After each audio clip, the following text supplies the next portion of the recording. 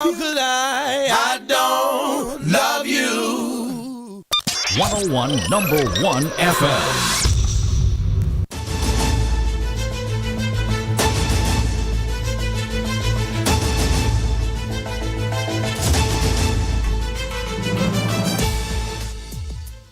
Welcome to the Lunchroom on Radio Caribbean International. It is Thursday, October the 12th, 2023, and this is program number 1072 of the Lunchroom. I'm your host, Calix George Jr.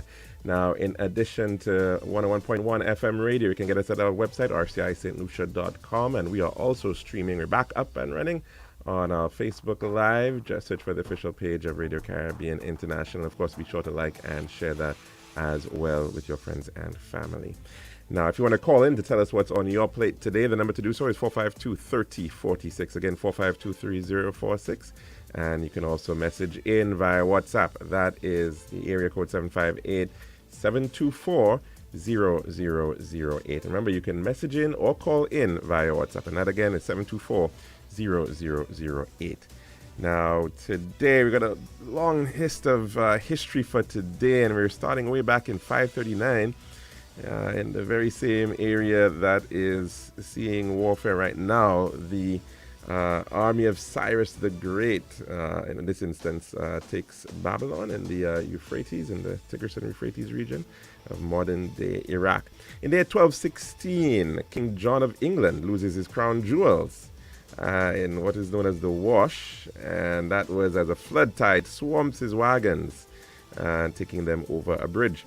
In the year 1492, on this day, Christopher Columbus's expedition makes landfall on a Caribbean island he named San Salvador, which is believed to be Watling Island in the Bahamas. And the year 1609, you probably know the Three Blind Mice. Well, that children's rhyme was published in a book by Thomas Ravenscroft on this day. In the year 1864, on this day, Brazilian troops under the command of General João Propicio Mena Barreto invaded Uruguay in a prelude to the War of the Triple Alliance. The first modern submarine was commissioned on this day by the U.S. Navy, as the USS Holland was named after its designer, John Philip Holland, and that happened in the year 1900. And again, some more technology. History, 1915. Ford Motor Company under Henry Ford manufactured its 1 millionth automobile at its River Rouge plant in Detroit, Michigan. In 1968, on this day, saw the 19th Summer Olympics, and it was actually the first to happen in Latin America. That happened in Mexico City. And in 1999, on this day, some population history, the day of 6 billion, as it was proclaimed, the 6 billionth person believed to be on the earth was born. Now, for our dish of the day, we're going to be discussing an upcoming conference that's happening right here in St. Lucia in June of 2024, June next year. It is the Caribbean Studies Conference. It's been here before, and it's coming back for the 50th anniversary. And we're going to be speaking to a wonderful panel of ladies, of academics, and they're going to be telling us about this upcoming Caribbean Studies Conference. We'll be right back.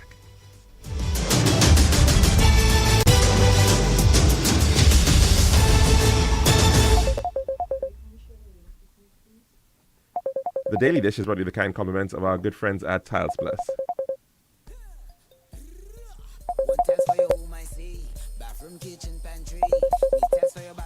Come down to Tiles Plus, satisfaction guarantee. Tiles Plus, Tiles Plus, Tiles Plus. Big tiles with unbeatable cost. Customer service, A+, this all kind of tiles. Come down to Tiles Plus. We also glad gas and vanity. Box, DOS, you'll see. Come down to mind nobody, we got the best tiles on island. Trust me. We are located Land Street in Castries. Bosses, you good. Telephone number 453-7939. Tiles Plus. Serving now, the Daily Dish. And welcome back to our program here at the Lunchroom on Radio Caribbean International. Now, of course, we're pretty often looking at bringing in people for all sorts of wonderful reasons here into St. Lucia. Of course, we are a significant tourism destination, and people travel for all sorts of reasons. around the world, whether they may be for religious reasons, on pilgrimage. Lots of people are just coming to enjoy the weather and the climate, the sun, sea, and sand of the Caribbean. They may be traveling for purposes of events, and certainly they also travel for academic reasons as well, and for learning and research. And in somewhere in between the mix of these wonderful music events that we have, the St. Lucia Jazz and Arts Festival, as well as Carnival St. Lucia. Next year, there's going to be an academic conference, and it is the Caribbean Studies Conference. It has been going on. It will be the 49th, one of these, 48th, 49th, one of these conferences. And it will, in fact, be the 50th anniversary of the Caribbean Studies Association. And they've chosen St. Lucia to actually have that very remarkable commemoration of their association. And to tell us all about it, and of course it's also being done in collaboration with the South Lewis Community College based up at Mont Fortune, as well as the University of the West Indies Global Campus. It used to be known as Open Campus before. It's now rebranded as Global Campus. And they are also partner agencies and host agencies here to be part of this really wonderful upcoming event. And we're so pleased to have right here with us. She is Okama Ekpe Brooke, and she is the current president of the Caribbean Studies Association, as well as the co-chair of this upcoming conference, Genevieve Philip Durham. And we're so very pleased to have you ladies in. And of course, they're ably supported by a fly on the wall. She may or may not say a few words. Mrs. Tracy Pilgrim George of the Sir Arthur Lewis Community College. Ladies, thank you so very much for joining us here at the Lunchroom on Radio Caribbean International. Now, take us back a little bit. Caribbean Studies. I think some people may want to know, what exactly is that? What does that capture in a nutshell, Okama? Maybe we should take you to come across, and maybe you want to come a little bit closer to the mic, indeed. And of course, we also want to know, how does somebody who is Nigerian born end up being so passionate about the Caribbean? Okay, thank you for having me on the program. Greetings, readers, listeners. It's a pleasure to be here on beautiful St. Lucia and Castries for the first time. But I've been following the history of St. Lucia for a long time. And so I come to you today from Nigeria through the Caribbean, because I actually spent quite a bit of time in Curacao, St. Martin, and did a bit of work in Jamaica as well, and organized as a program chair the CSA conference. In short, we say Caribbean Studies Association, CSA. I helped to organize the conference in the Bahamas in 2017, and I myself have been a member of the association since 2013. So I come to you today, passing through the Caribbean because of our relations and being people of African descent. And I live in Canada now, but I continue to work tirelessly on issues that affect Caribbean people, Caribbean land, and Caribbean economics. And so as a scholar within the Caribbean Studies Association, when we were looking at celebrating our 50th anniversary and also our 48th annual conference, we were looking for a place that would really make a significant difference in the Caribbean spaces. And St. Lucia, given the history of St. Lucia, I heard that your country actually changed hands, ownership, 14 times. And for me, it is the first country that's actually named after a woman. So being a Nigerian, being of African ancestry, being a woman, and occupying this space, celebrating the 50th anniversary of the association, it was really important that we had it in a place like St. Lucia so we can bring our scholars to contribute to what you've already been doing, and at the same time engage with the community to be part of this process, for us to share knowledge but also learn from you, and hopefully that can translate into future research and development for the sustainable development of St. Lucia, which will be hosting us next year.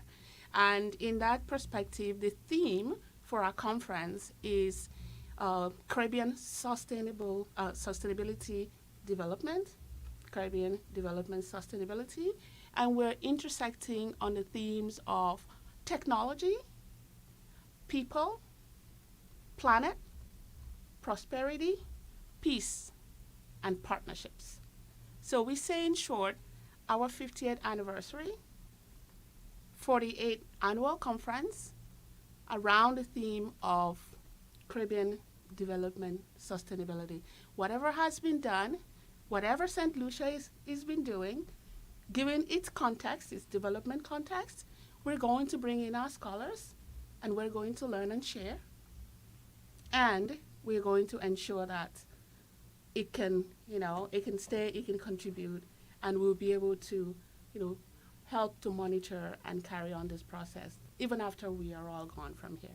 So that is the background, and my colleague Geneva, our program chair, would definitely throw more light in terms of what we want to be doing on a daily basis during the week of the conference, which is June 3rd to the 7th, 2024.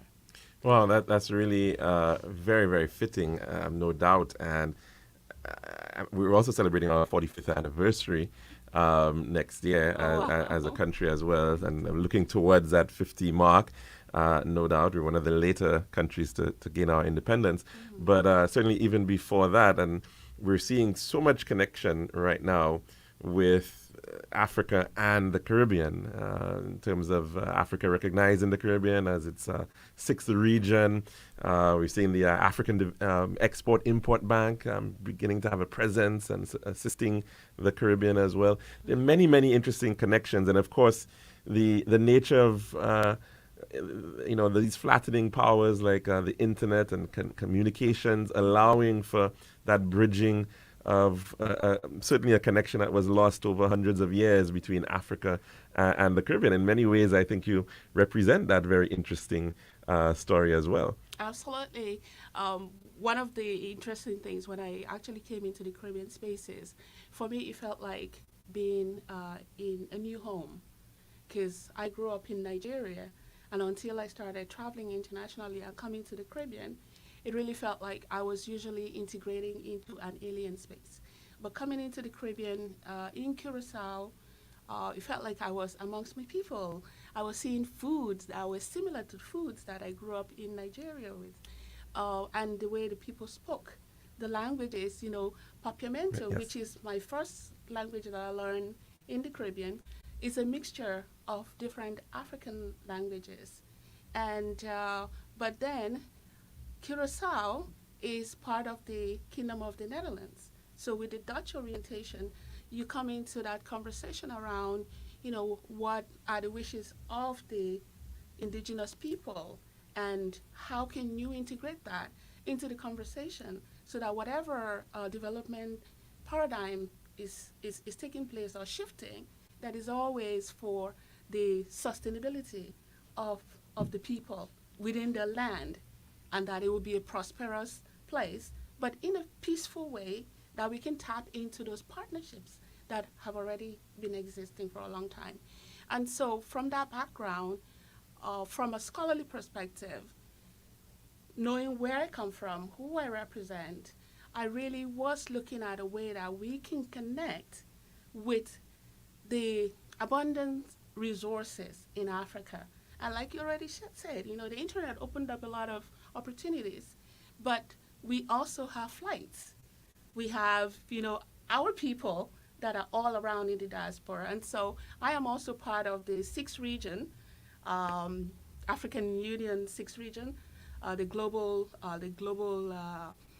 office in Canada is actually trying to also, we work together very closely with the our Consul General of the St. Lucia in Toronto, and Mr. Henry Mangal, Mr. yes. Henry Mangal, Yes. and we are very interested in looking at how we can expand the opportunities that are already been opened out for us. And so, of course, us coming here next year, we would like to have also a delegation from the different African countries, from the Americas, and of course our several scholars in the Caribbean to converge here in St. Lucia to add to what you're doing, but also to share our scholarly knowledge.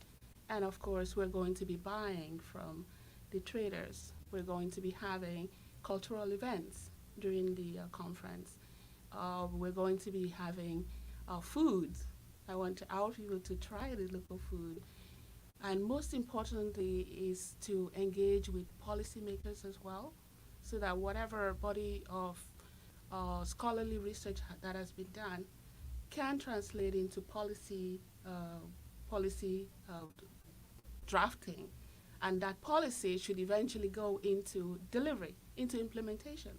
And then when we're going into negotiating partnerships, it should be the partnerships that will be sustainable in the delivery of those policies. Absolutely important. Of course, as you're pointing out, research can't be in a vacuum. It certainly is for a purpose and needs to make an impact in the real world. And we've had a long history of that here in the Caribbean.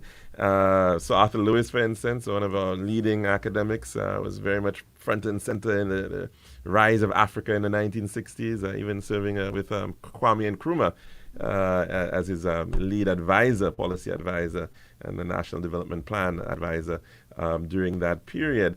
So it's really important, the work that the Caribbean Studies Association is doing, even up to today, certainly. Now, Genevieve, you're also an academic. You're based over in the Cayman Islands. I know you. That's right. But you're Trini to the bone. Trinbagonian. Trinbagonian. Oh, okay. So you're embracing all Twin Islands. Yes, Twin both islands. Yes. Wonderful, wonderful. Yes. Tell us about how you got involved first and foremost with the Caribbean Studies Association, and then we can talk a little bit about the upcoming conference. Sure. I am an alumna of the University of the West Indies. I'm sorry that you missed our colleague, Dr. Godfrey St. Bernard, who was actually most recently the director of the Sir Arthur Lewis Institute of Social and Economic Studies, based at the UWI St. Augustine campus. And he was the president at the time that I became a member. So as part of our PhD process, we're encouraged to present at academic conferences and become involved. So he paved the way for some of his students. He was one of our lecturers at the time, as well as the president. And I became involved at the time. And just to share the reach of the CSA, that's when Okama and I would have met 10 years ago. You know, so the coming together of academics and experts and the long-lasting relationships once we realized the common goal of working together toward the political economy of development in the Caribbean region. I think it's important for us to recognize the lasting relationships and opportunities that come out of it. So I became a member since then. I've been involved anything Caribbean. My area of expertise is Caribbean international relations. So I remained involved, and I'm always happy to advocate for and on behalf of the Caribbean and any platform that allows me to do that. It's very important to me, so here I am still involved with the CSA, and all goes back to the UE connection and the everything that is Caribbean, authentically Caribbean. Indeed, and celebrating 75 years, I think, this year, since 1948. And in fact, this is not the first time that this conference has been held in St. Lucia. It was held back in 1976. And then again in the year 2000, at that time, I believe Sir Vaughan Lewis, well, now Sir Vaughan Lewis, then Dr. Vaughan Lewis, former Director General of the Organization of Eastern Caribbean States, and also nephew to Sir William Arthur Lewis, was the president at that time. And now, of course, we're seeing in 2024 this upcoming conference. What are the numbers we're talking about? How many people are we expecting to come in? what are the areas of interest that you're Okay. looking at? So very important to note is that the Caribbean Studies Association is a multidisciplinary and interdisciplinary conference. I think sometimes as social scientists, we can have our biases, but we really do want to emphasize the importance of seeing different disciplines represented. I mean, on our transit here, our commute here, we were talking about the importance of sport, the importance of agriculture, the importance of technology, all these fields and the contributions to the conference. So we will have concurrent panel discussions which work around these topics, focusing on sustainable development. So we are looking at in the range of 600 delegates and participants or more.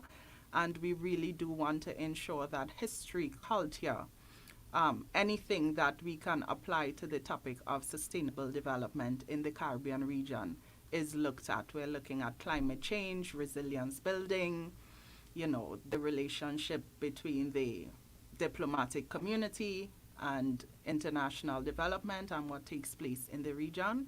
So I think the convergence of not just academics but activists and practitioners, persons working in civil society, the private sector, that is very, very important, because oftentimes we know as academics we convene for a number of days, we discuss this, and it sits there. That's it. We don't want that to happen coming out of this conference. We want to ensure that the conversations that we have materialize and manifest into tangible policy outcomes. And we want to ensure that it is a rich knowledge transfer between and among islands, as Okama shared. She has worked throughout the Dutch Caribbean. I have as well. Coming from Trinidad and Tobago, for us, the Caribbean is the CARICOM Caribbean. So it's important for me to ensure that we have the OECS represented, the Dutch Caribbean, the Francophone Caribbean, the Spanish Caribbean, and we really want the conference to be something that is very phenomenal. So throughout the days, we will have plenary sessions and the panel sessions, and we do have a culture night that we really do want to ensure the St. Lucian authentic culture is on full display. The conference culminates on the final night with a gala. So we really want to ensure that the local stakeholders are very much involved. We want to have a marketplace for local vendors during the conference. What else am I missing? We want to have film screenings. There's a component for film screenings and a film track. So really, really dynamic. It is not just about academics coming and talking about the research that they have done, but having the film and culture and all of these things adequately represented. So it's definitely going to be embracing of people in Absolutely. all walks of life. Absolutely. There's going to be something for everybody.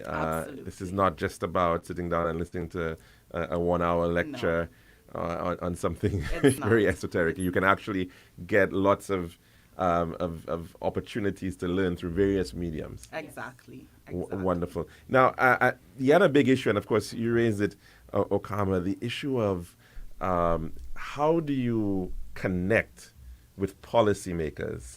And I know that is a major one. I mean, for instance, right now the Caribbean has set a target for food security, 25 by 25. They want to be able to offset 25% of their the food consumed and try to ensure that it's locally produced. And, we've seen these efforts, and in truth, there is quite a lot of apprehension and disbelief amongst the Caribbean population that these targets will ever be achieved, because, we hear about these things so many times and they don't get done. And we're hearing, of course, about academics, and unfortunately there's a level of I say mistrust, but uncertainty about the value of academics and learning and research and development, and how it really applies to the everyday lives of people. And certainly, how do you get politicians to have and believe what you're actually saying? How is that going to be bridged? How are you bringing in the policymakers into this conference? Thank you. Actually, our members, we invite membership from everyone that is interested in actually contributing to the development process of the Caribbean. And so we have membership from all over the world. But specifically, we, as scholars, we invite policymakers to our conferences. We have plenary sessions, we have panels that focus specifically on different issues. So the idea behind that, and we also have private sector, we have sole proprietors, we have business establishments encouraged to also participate. And the whole idea behind that is that we have this conversation in an environment where the policymakers understand the role that research can actually play in helping them formulate the right policies, and then how they can work together with those that, within the public service, those that actually apply the policies. Because it's one thing to actually have a governing program. I worked with the Prime Minister of St. Martin, and we developed the national plan. But once the national plan has been adopted, it's the public servants, the public service, the ministries that are in charge of the actual delivery. But if they do not understand what role they play in actually delivering those services, products, to the citizens, then it becomes a policy that is just endorsed by a particular politician.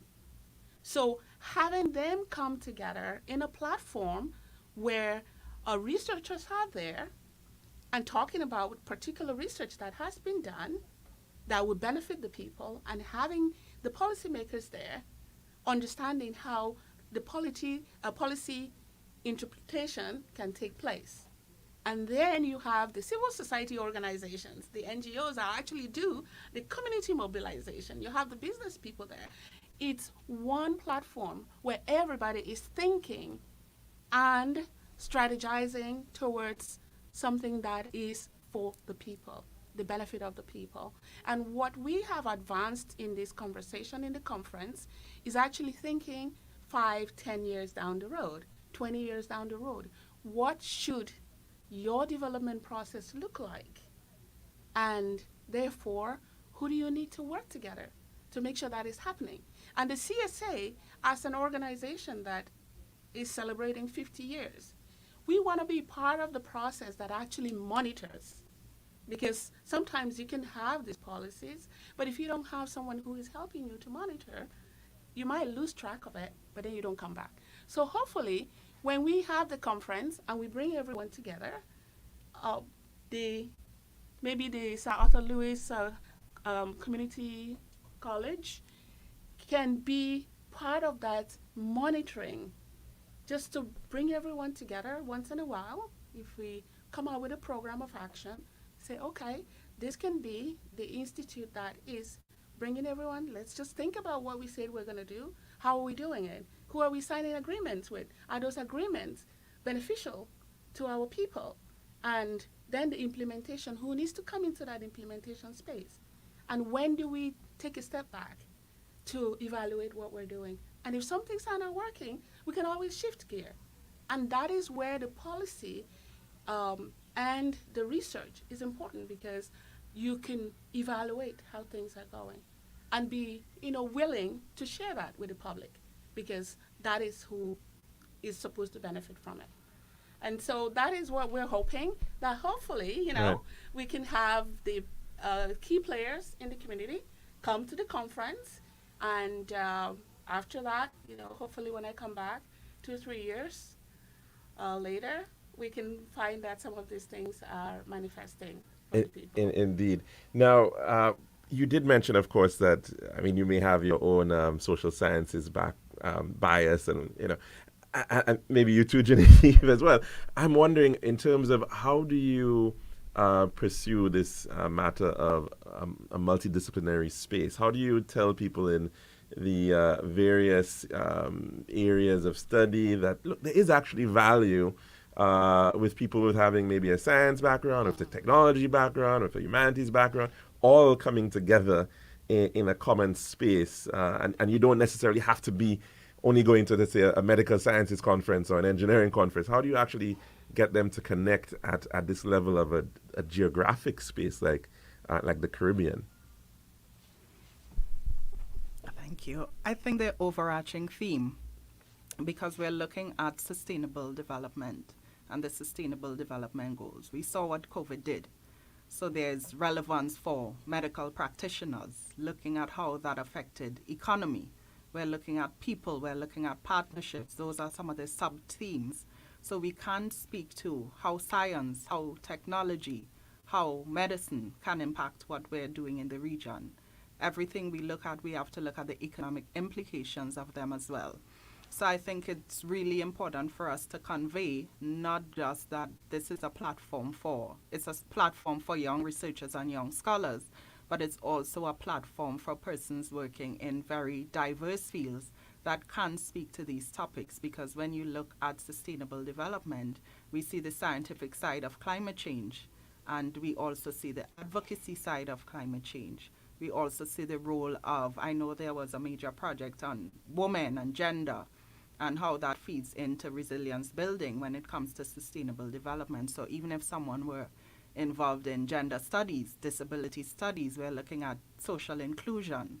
So just about any topic, we can find relevance in the topic of the sustainable development goals. So we really do want to emphasize that for engineers, when we talk about spatial planning, when we talk about commuting via the Caribbean and how sea and air transport, the logistical nightmare that we all have to experience, economists can speak to the cost of it and what that means for Caribbean integration. Just earlier on, we were talking about the CSME, and I say E in quotation marks because the economic side of it, that economic integration has never happened. So we really want to come together to ask ourselves critical questions about some of these issues and how we can work across, even if it's very different disciplines, to accomplish some of our goals economically, socially, and so on throughout the region.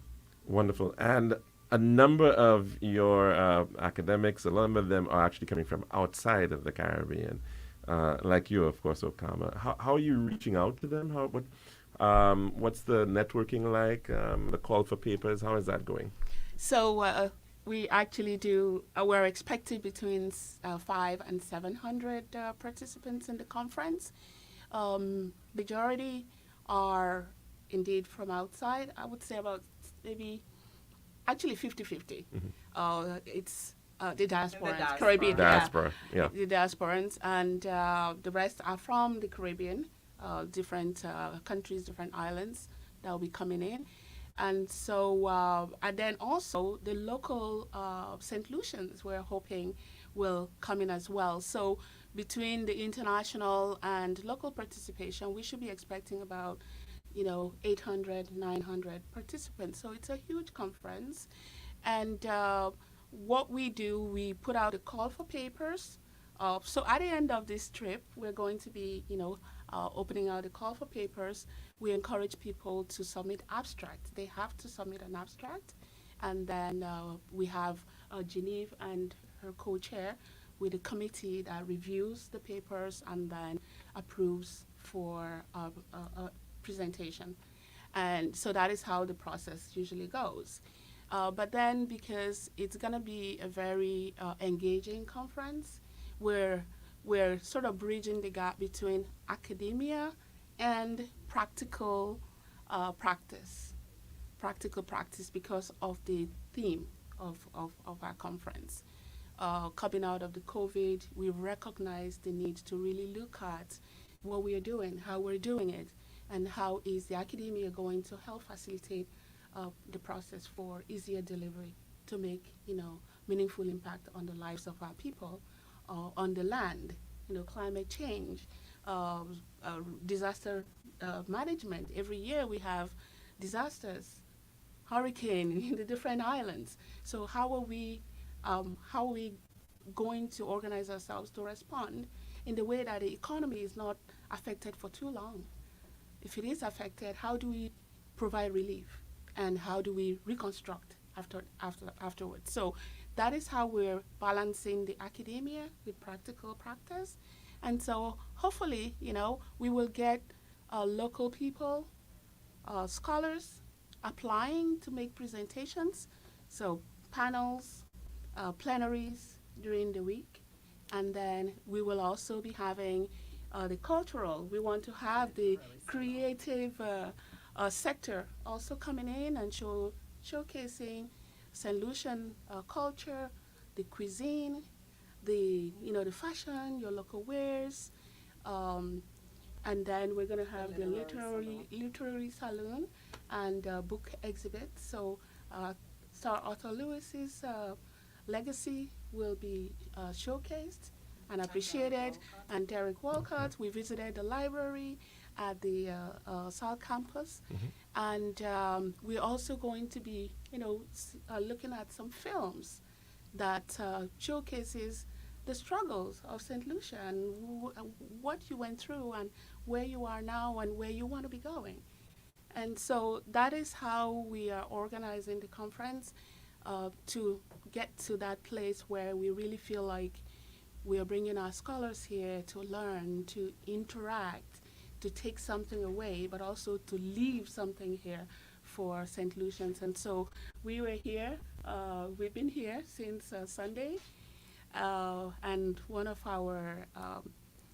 our past president and my advisor, or advisor for our organizing committee, Dr. Godfrey St. Bernard, he just left this morning. He would have been here to speak to what it really meant for us to come here at this critical juncture in the history of the CSA, because he is a past president and he's a Caribbeanist. He continues to all of us, Indeed. Once, he was the one that actually organized the Grenada conference, and that was the conference where we met in 2013, and it really ignited in all of us the need for Caribbean development and an integration of a scholarly perspective that really gets us to understand the history and the transformations and where we want to be going and the role of the people. So our theme for this year really takes us to that place of development, sustainability, and how do we use technology. Fantastic. And And no doubt there are tens of thousands of Caribbean students in universities and colleges all around the world, and they're doing some fantastic work. And I know right here in the South Lewis Community College, there are lots of networks and opportunities as well. I'm not sure if you want to share any of those thoughts, but I know South Lewis has been doing, just to throw out one potential name, Professor Cato Lorenzen out of UConn, and doing some phenomenal work. Maybe he could potentially be, a keynote speaker, maybe for one of spoke about that, of those events. Just recently, the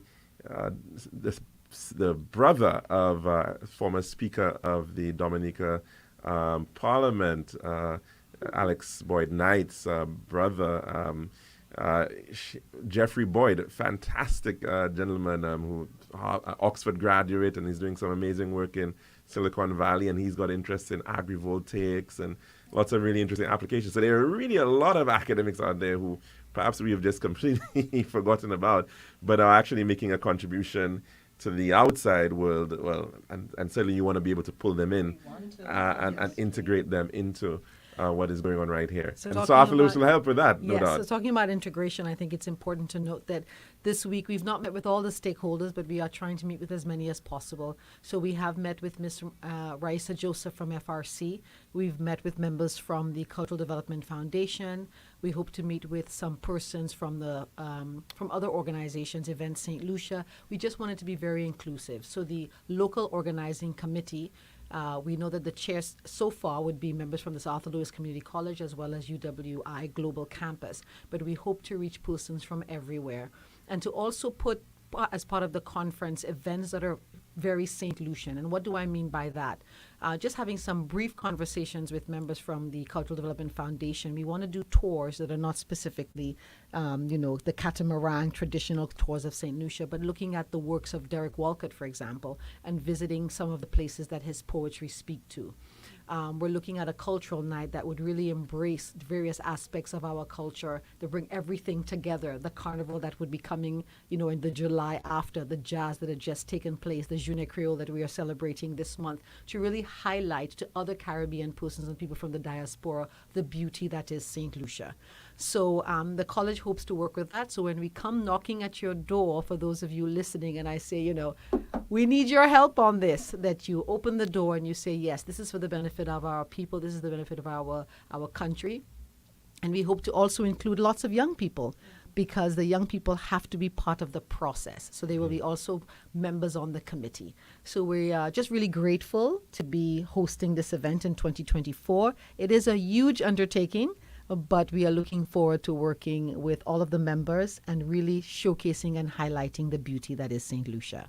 And just to, bring home the point, though, this is as you said, it's over potentially 800 people or so. I mean, it's a pretty big number coming in. Not one hotel can actually accommodate all these individuals. I mean, this is larger than most conferences that you would have. This is bigger than a CARICOM heads of government event. This is pretty awesome. And literally, if you want to breaking it down to the politician, you're making an economic impact. You're bringing in almost 1,000 visitors, right? So we're going to be meeting with those stakeholders there, with the Ministry of Tourism, right. Tourism Authority, etc. Exactly, and so that's really important. But hopefully, the bigger economic impact is the transfer of knowledge and policies and ideas that you're also, of course, bringing.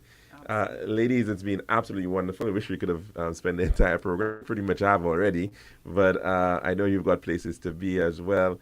And any parting words, though, for the people of St. Lucia who are listening out there about the upcoming conference in June of 2024? Sure. I'm really excited about that tour. That would not be the brochure tour. As I said, I live in the Cayman Islands, and recently something went viral, a TikToker saying that Cayman had no culture.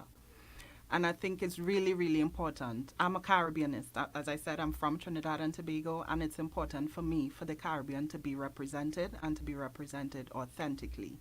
So to have the opportunity to do a tour like that, Derek Walcott, is so important for us in the Caribbean. So for me, for delegates to be able to participate in that, I think it's really phenomenal, and to have stakeholders get on board. That is so important. We're coming on the tail end of the Jazz Festival, which is very important to the economy as well. We're also coming just before the cricket, but we do want to emphasize the importance of education and knowledge transfer and how that can transform our region. And I think that is something that has been significantly underfunded in the region, and we really have to do a better job at bringing everyone on board when it comes to supporting education and that dialogue. So make sure to support. We're looking forward to having everyone on board with us. Thanks very much for that plug-in, Genevieve. And the final word is going to you, Okama. Yes. Oh, St. Lucia. Oh, my gosh. I'm so glad to finally be here. Piece of paradise on earth. We are coming to you. So how are you going to all put hands on deck to welcome the scholars that are coming from all over the world to your piece of paradise? Show them your beautiful, diverse culture. And at the same time, you participate, showing what you have to offer, because they're going to be your eyes and voices all around the world when it's all over. It's a great pleasure. We're looking forward to having a fantastic 48th annual conference of the Caribbean Studies Association and the 50th golden anniversary of our organization, where we will be bringing all past presidents to celebrate right here on St. Lucia, hosting us for the third time in the history of the Caribbean Studies Association. Thank you, listeners, and be ready to put in your abstract. Be ready to welcome our people and connect with us to learn about what the CSA is doing and how you can actually be a member. Yeah, they can follow the Yes. social media page, Caribbean Studies Association on Ju- Facebook. Just say it into the mic, please. Yes. You can feel free to follow our social media. We're on LinkedIn, we're on Instagram, we're on Facebook as Caribbean Studies Association, and you can definitely go to our website as well, caribbeanstudiesassociation.org, to find out more about the membership fees, and we also do have a local residence rate. So if persons just wanted to come for one day, if they wanted to come for the entire week, we welcome all of that. And we really do look forward to the full participation of the St. Lucian community. Wonderful, wonderful, wonderful. And yes, you wanted to say Last something more? one, Yes. I would like to thank Dr. Marjorie Jameson Charles, Yes. who is the principal of the Sir Arthur Lewis College here in St. Lucia. She's just resumed work here 2 months ago, but she is on the ball with this conference. She's facilitated for us to be here on this inaugural visit and has just basically given her team the, okay to make sure that everything is well organized. We really thank you, Madame, for this courtesy. And to Tracy, she doesn't like to be mentioned, but Tracy is an incredible member of the local organizing committee. And those that are going to be joining the committee, we thank you in advance and really look forward to working with you in manifesting this huge event for St. Lucia. And thank you for having us on your program. We have Alex. we have an open door policy, of course, as the weeks and months continue as we lead up to the event happening, of course, D-Day in June. So definitely we hope to have you back at some point, and so you can keep us abreast of the developments and what's coming on and who we're expecting to hear from the conference. So thank you so very much. Of course, we've been speaking with Mrs. Tracy Pilgrim George of the South Lewis Community College, as well as Genevieve Phillip Durham, the co-chair of the Caribbean Studies Association Conference, which is coming up in June of next year. And she's coming out of Trinidad and Tobago via the Cayman Islands, and as well Okama Ekpe Brooke. She is the president of the Caribbean Studies Association Conference for this year, 2023-2024. And it's all going to be happening the 50th anniversary of the Caribbean Studies Association, their 48th conference, and it's happening right here in St. Lucia. Something to look towards, something to definitely, if you are interested, get involved. I know lots of parents might be listening, and they've got their children out in various universities all around the world, and they're doing some wonderful work, or they're maybe working as well. And it's a wonderful opportunity for individuals to come in and try to cajole them to get involved, setting some abstracts, get involved in the whole process. So definitely lots of opportunity to share information, share knowledge through this Caribbean Studies Association conference. That's been our dish of the day. That's a pretty big dish indeed. And we're going to take in our weather report and then come back to wrap up. The Daily Dish.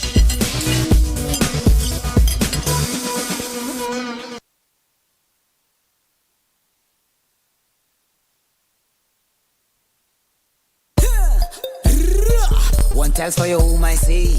Bathroom, kitchen, pantry. Need tells for your balcony. Come down to Tells Plus, satisfaction guarantee. Tells Plus, Tells Plus, Tells Plus. Big tells with unbeatable cost. Customer service, A+. Need all kind of tells. Come down to Tells Plus. We also got gas and vanity. Books, dust, you'll see. Come down to mind nobody. We got the best tells on island. Trust me. We are located Land Street in Castries, Bosses Joux Lanes, and Slack Street in Beaufort. Telephone number 453-7939. Tells Plus.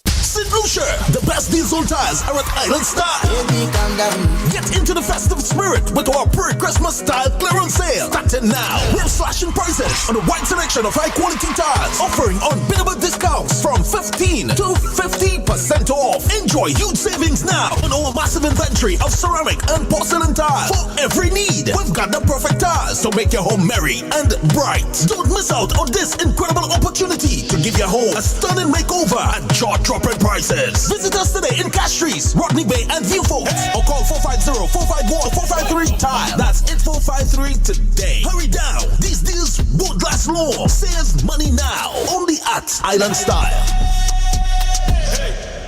Hurricane season can be unpredictable, but your business doesn't have to be. In the face of adversity, you need a partner that goes above and beyond. Choose the path of resilience and certainty with C&W Business. Through disaster recovery as a strategy solution, C&W Business will safeguard your critical data, maintain seamless communication channels, and help you bounce back faster than ever before. Visit our website, cwcbusiness.com/myopenbusiness to learn more.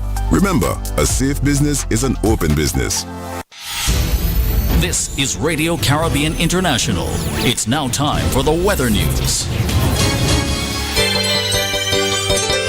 And that's of course to the 1.1. It's now time for your weather report brought to you by Island Style, Talent Bath and Flow.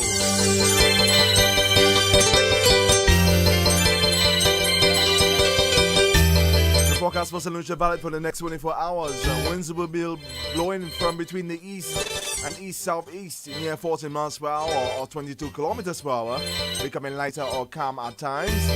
The weather fair skies becoming cloudy at times with a few brief scattered showers.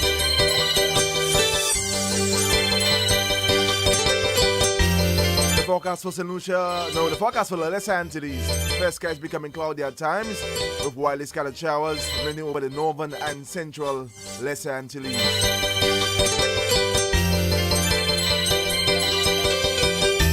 The tropical weather outlook. Weak and stable conditions over the region will continue to cause occasional cloudiness with showers over the Lesser Antilles during the forecast period. Also raised here, Sean strengthens back to a tropical storm. At 11 a.m. today, the center of tropical storm Sean was located near latitude 13.1 degrees north and longitude 47.2 degrees west. Sean is moving towards the northwest near 10 miles per hour or 17 kilometers per hour.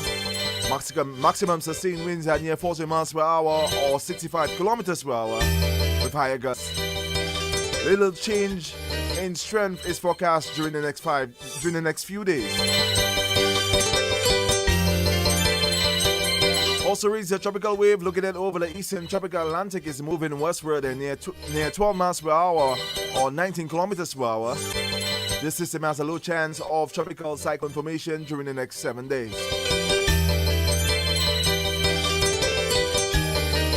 And this was your weather report as of 12 noon today, presented by Island Style, Talent Bath and Flow. This has been RCI's Weather News. For more information, call the Weather Hotline at 454-3452. RCI 101 number 1. St. Lucia, the best deals on tires are at Island Style. Get into the festive spirit with our pre-Christmas style clearance sale. Starting now, we're slashing prices on a wide selection of high-quality tires, offering unbeatable discounts from 15 to 50% off. Enjoy huge savings now on our massive inventory of ceramic and porcelain tires for every need. We've got the perfect tires to make your home merry and bright. Don't miss out on this incredible opportunity to give your home a stunning makeover at jaw-dropping prices. Visit us today in Castries, Rodney Bay, and Viewfolks, or call 450-451-453 Tire. That's 8453 today. Hurry down. These deals won't last long. Save money now. Only at Island Style. Hurricane season can be unpredictable, but your business doesn't have to be. In the face of adversity, you need a partner that goes above and beyond. Choose the path of resilience and certainty with C&W Business. Through disaster recovery as a strategy solution, C&W Business will safeguard your critical data, maintain seamless communication channels, and help you bounce back faster than ever before. Visit our website, cwcbusiness.com/myopenbusiness to learn more. Remember, a safe business is an open business.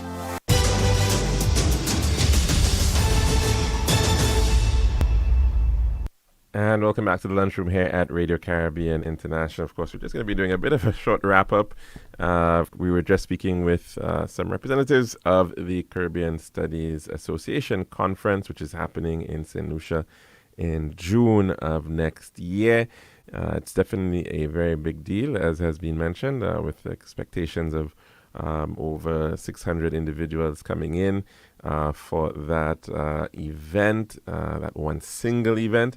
And of course, it's happening at a pretty busy time between our a jazz festival in May and carnival in July. And I think as well, you would also recall we've got cricket, World Cup cricket coming to the Caribbean next year as well. Tomorrow we'll be touching in with some of the happenings for Journée Creole, Creole Heritage Month, Moi Héritage Creole, and we hope to speak to one of the competition winners for Creole Song Competition very soon tomorrow as well. Now, just an update regarding the Shock Bridge. Don't forget that it's going to be closed come Friday evening, and that is going to be the situation through the weekend as works are going to be done on that structure.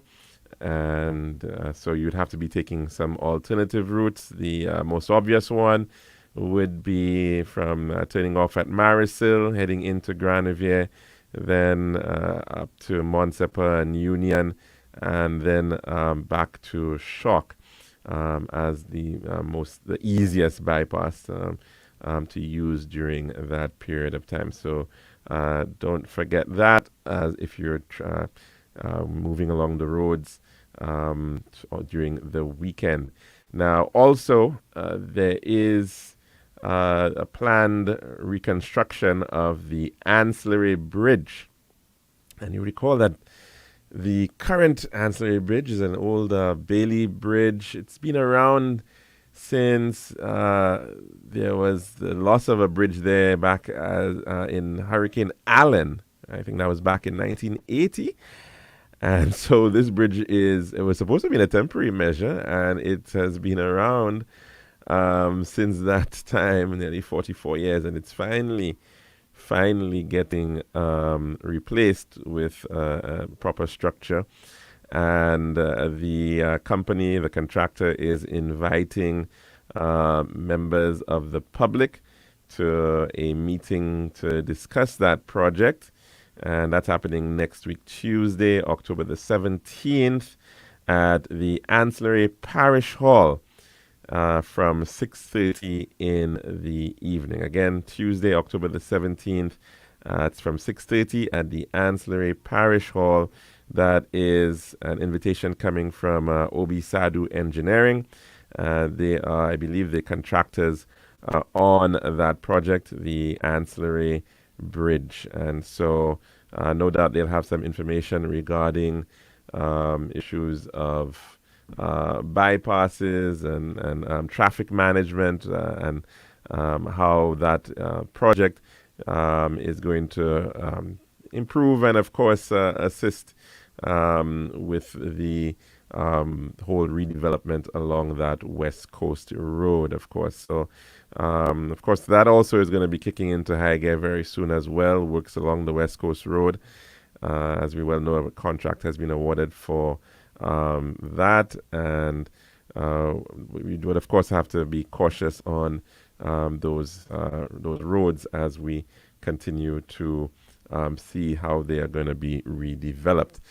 Now, we're at the end of our program. We've run out of time here, but we'll be back again, God willing, for another lunchroom. And that, of course, will be right here at Radio Caribbean International. I'm your host, Calix George Jr., saying goodbye.